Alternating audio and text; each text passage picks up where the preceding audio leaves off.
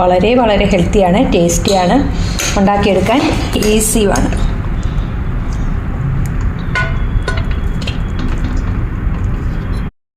അപ്പോൾ ഈ yellow rice ഉണ്ടാക്കാനായിട്ട് ഞാൻ കുറച്ച് സ്പെഷ്യലായിട്ടുള്ള ഒരു യെല്ലോ റൈസാണ് ഉണ്ടാക്കുന്നത് കേട്ടോ. എൻ്റെ ഒരു റെസിപ്പിയായത്.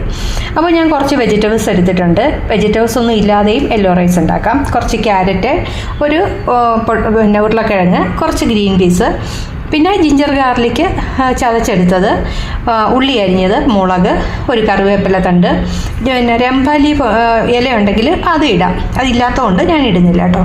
പിന്നെ വേണ്ട മസാല എന്ന് പറഞ്ഞാൽ കുറച്ച് ഏലക്ക പൊടിച്ചെടുത്തിട്ടുണ്ട്. 2 ഏലക്ക മതി. 2-3 ഗ്രാമ്പു, 2 സ്റ്റാർ അൻസിൻ്റെ കഷ്ണം, കുറച്ച് കറുവാപ്പട്ട, ചെറിയ ഒരു പീസ് കറുവാപ്പട്ട. ഞാൻ 1 ഗ്ലാസ് അരിക്കുള്ള റൈസാണ് ഉണ്ടാക്കുന്നത്. 2 ഗ്ലാസ് ആണെങ്കിൽ ഇത് ഇച്ചിരി കൂട്ടിയെടുക്കാം. ഗ്രാമ്പുമൊക്കെ ഇത്തിരി എണ്ണം കൂട്ടിയെടുക്കാം. പച്ചക്കറി ഇത്രയും മതിയാവും. അപ്പോൾ നമുക്ക് യെല്ലോ റൈസ് ഉണ്ടാക്കാൻ തുടങ്ങാം. വളരെ ടേസ്റ്റി ആയിട്ടുള്ള ഹെൽത്തി ആയിട്ടുള്ള ഒരു റൈസ് പ്രിപ്പറേഷനാണ്. അപ്പോൾ ഇങ്ങനെ എല്ലാ വെജിറ്റബിളും ചേർത്തുണ്ടാകുമ്പോൾ നമുക്ക് അതിന് വേറെ കറിയൊന്നും വേണ്ട. എന്തെങ്കിലും ഒരു സാലഡോ തൈരോ അത് തന്നെ വേണമെന്നില്ല. അത്രയും ടേസ്റ്റിയും ഹെൽത്തിയുമാണ്. അപ്പോൾ നമുക്ക് തുടങ്ങാം. വൈറ്റ് റൈസിലും ഉണ്ടാക്കാം. ഞാനിവിടെ ബസുമതി റൈസ് എടുത്തിട്ടുള്ളത്. അപ്പോൾ 1 കപ്പാണ് ഞാൻ എടുത്തിട്ടുള്ളത്. ഈ കപ്പിന് 1 കപ്പ്. ഒന്ന് കഴുകിയെടുക്കാം. കുതിർത്തെടുക്കുമ്പോൾ നമ്മൾ റൈസ് ഉണ്ടാക്കുമ്പോൾ റൈസ് പൊടിഞ്ഞു പോകാറുണ്ട്. അതുകൊണ്ട് കഴുകി അങ്ങ് ഇട്ടാൽ മതി അരി. കുക്കറിലാണ് നമ്മൾ ഈ റൈസ് ഉണ്ടാക്കുന്നത്. വളരെ എളുപ്പമാണ്. അപ്പം ഞാൻ കുക്കർ വെച്ചിട്ടുണ്ട്. ഞാനിവിടെ നെയ്യാണ് എടുക്കുന്നത് കേട്ടോ. നെയ്യോ എണ്ണയോ എടുക്കാം. ഞാൻ പകുതി വേണേലും എടുക്കാം. ഞാൻ ഹാഫ് നെയ്യ് ഹാഫ് എണ്ണ അങ്ങനെയാണ് എടുക്കുന്നത്.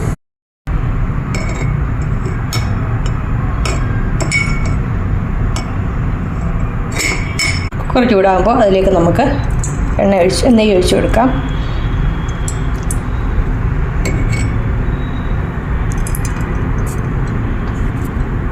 നമുക്കിനി ഇതിലേക്ക് ഈ മസാലകൾ ഇടാം.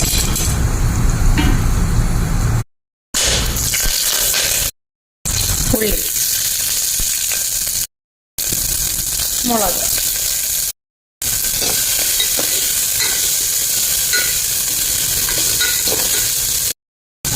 ഗ്രീൻ പീസ് ഒന്ന് കിളിച്ചു പോയി കേട്ടോ. ഞാൻ വാങ്ങിച്ച് നന്നാക്കി ഫ്രിഡ്ജിൽ വെച്ചിരുന്നത്. അതങ്ങനെയാണ് കിളിച്ചു വന്നു. ഈ ജിഞ്ചർ ഗാർലിക് പേസ്റ്റ് കൂടെ ചേർത്തിട്ട് ഒന്ന് വഴറ്റാം.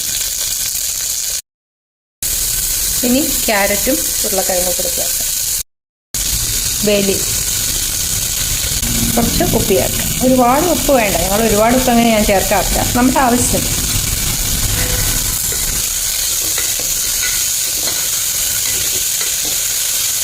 നന്നായിട്ടൊന്ന് വഴറ്റാം.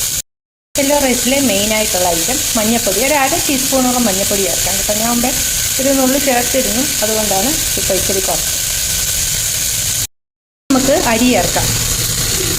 അരി കുതിർക്കണ്ടെന്ന് ഞാൻ പറഞ്ഞായിരുന്നല്ലോ. കുതിർക്കുമ്പോഴോ പലപ്പോഴും അത് ഞാൻ പൊടിഞ്ഞു പോകാറുണ്ടായിരുന്നു.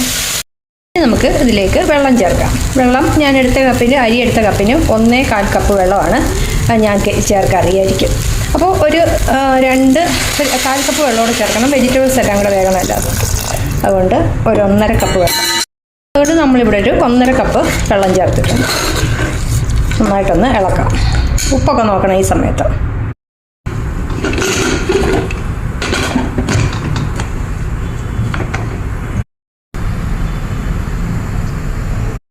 അപ്പോൾ വിസിലൊക്കെ പോയിട്ടുണ്ട്, ആവിയൊക്കെ പോയിട്ടുണ്ട്. നമുക്കൊന്ന് തുറന്ന് നോക്കാം. വിസിലല്ല, ആവി.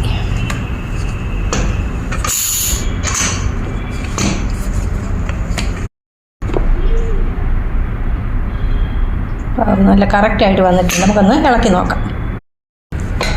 വേവൊക്കെ നല്ലതായിട്ട് വന്നിട്ടുണ്ട്. അരിയൊക്കെ കറക്റ്റായിട്ട് വെന്തിട്ടുണ്ട്. നല്ല അടിപൊളിയായിട്ടുള്ള യെല്ലോ റൈസ് റെഡി ആയിട്ടുണ്ട്.